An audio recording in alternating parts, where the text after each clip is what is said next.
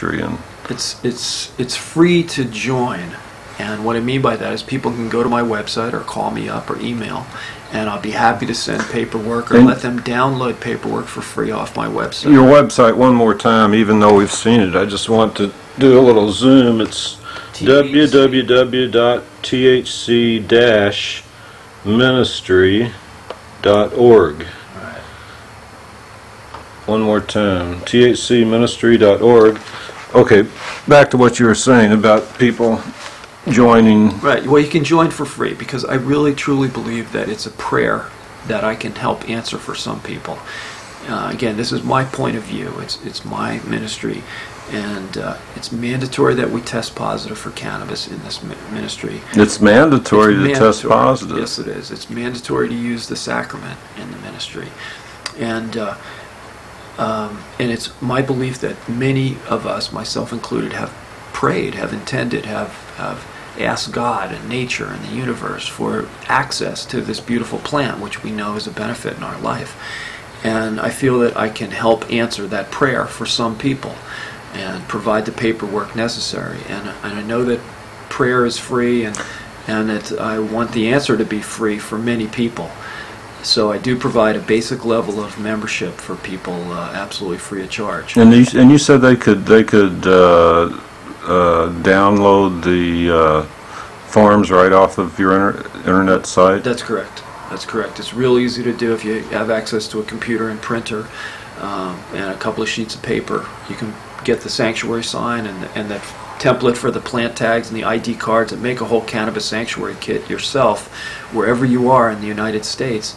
And lately I've just decided to make it global coverage, and that I would help provide a defense to prosecution for anyone on planet Earth that's a cannabis enjoyer that is sincere and legitimate, uses the sacrament in a mandatory fashion, that uses it in private, and is not in business or in commerce selling marijuana, is not in business selling the sacrament. It's priceless. Can you speak a little bit to the notion of the spiritual use of marijuana for those that may not be familiar with I would. Could I finish a thought, please? Sure. Because I do have one product for sale, and it's kind of my bread and butter income, and that's my Cannabis Sanctuary Kit, a hard copy of it in a nice folder with a gold seal embossed on the sanctuary sign, and plastic plant tags, a nice supply of those, and a nice supply of the THC Ministry signature cards, and about 30 other pages of excellent information, in my opinion, that backs up this case, legal precedents and other things. I sell that for $50, and that's I think it's absolutely worth it. And it helps. My intention is that people that get the Cannabis Sanctuary Kit will be so empowered with information and inspiration that they won't need a lawyer for cannabis for the rest of their life, and that they will have free cannabis in their life, free sacrament, forever. And it's a very valuable thing to many people. So I'm happy to provide that for $50. And it works very well. As I say, we're at 100% success rate at this point in time, which I'm very happy to talk about. Yes, is it available to other countries, people outside of the United States also? It is, and some Canadian. I've sent some to Canada. That's the only other foreign country that I've sent them to at this point in time. But it's my intention, since we're doing so well with it in the United States, that I want to make it available in foreign countries and in foreign languages, and I want to go global this very year. Wow.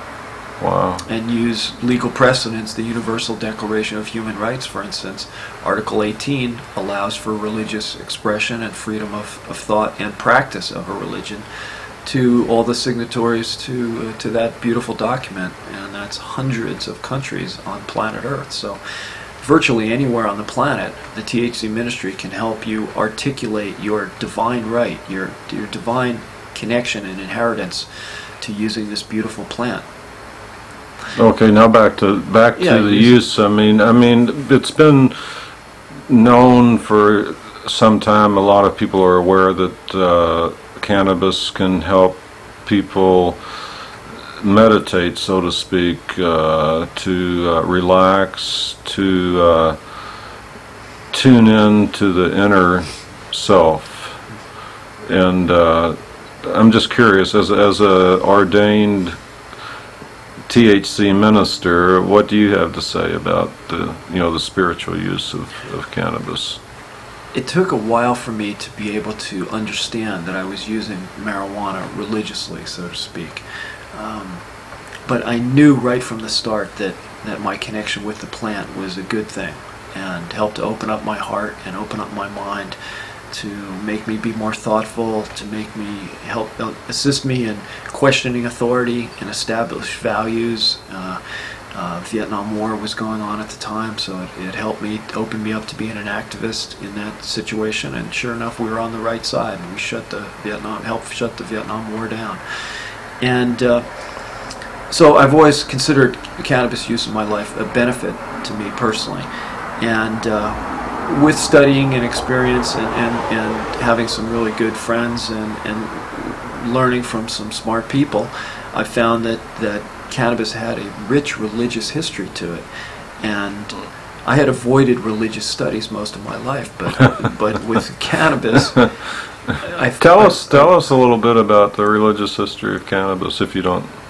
The religious history of cannabis is deep and it's wide. I mean, what I found is that, for instance, Shinto Buddhism is popular in Hawaii. It comes from Japan, and cannabis hemp was the original sacrament of Shinto Buddhists, and it's still to this day. There are marijuana ceremonies in the most holy temples where the Shinto Buddhism is practiced.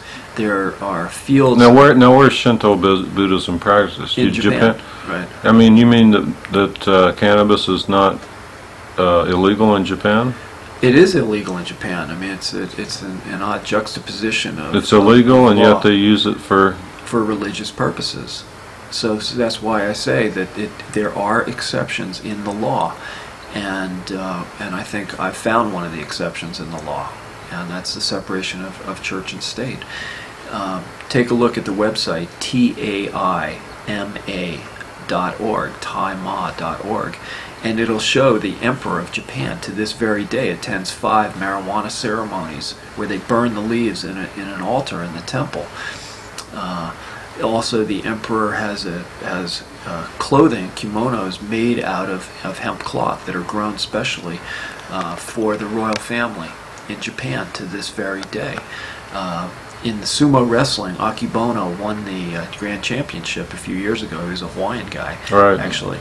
And he was elevated to the position closest to God in the society. And what did they reward him with? A giant hemp-braided belt. Oh, yeah? And so the symbol wasn't lost on me and other people in cannabis and hemp activism. Shinto Buddhism recognizes the cannabis hemp plant as a God-given thing and the most holy plant. And even though they've denied it and forgotten it to a great degree the benefits of cannabis hemp in Shinto Buddhism, it was the original sacrament, and it's the history can be found on the internet and elsewhere. How about, I mean, is any other religions other than Buddhism? In Hinduism, I mean, they say Lord Shiva brought cannabis to the Himalayas and to planet Earth for the enjoyment of humans. My understanding is that the Ganges River is the sacred river of India, and the ganja plant is the sacred plant. And interesting. Yeah, that Jack Hare has documents it well, that in the language, the word bong is the liquid cannabis drink in England, or in India rather, and Bangladesh, according to Jack, means hemp land people, and Bangkok actually translated literally means river port for hemp. Really? So it's in the language, it's deep, and yeah, it's a beautiful thing. And of course we know about Rasta people, and that's the original sacrament of Rasta. Are the Rastafarians able to practice their religion without persecution? Oh, they're persecuted unmercifully.